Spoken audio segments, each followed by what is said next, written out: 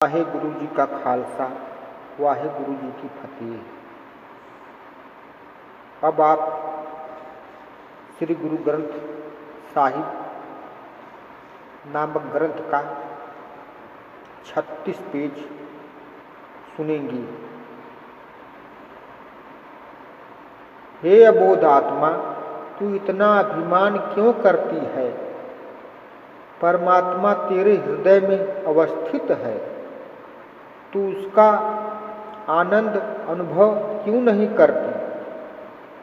हे भोली जीव स्त्री, प्रभु पति तुम्हारे निकट विद्यमान है, तू उसे बाहरी संसार में क्यों खोजती फिरती है?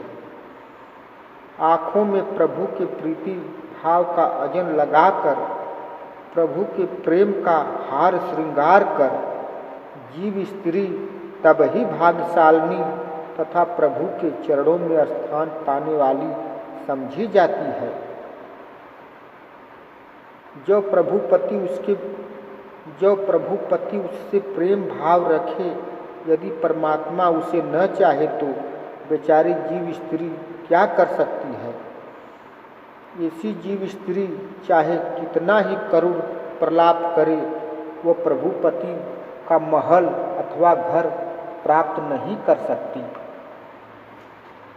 वैसे जीव स्त्री चाहे कितनी ही भाग दौड़ करे, प्रभु की कृपा दृष्टि के बिना उसे कुछ भी प्राप्त नहीं होता। यदि जीव स्त्री लोभ, आस्वादन, अहंकार आदि में ही लीन रहे और सदा माया में डूबी रहे, तो इन बातों से प्रभु पति नहीं मिलता। वह जीव स्त्री मूर्ख ही रही जिसने अन्याय तरीके से ईश्वर को पाना चाहा।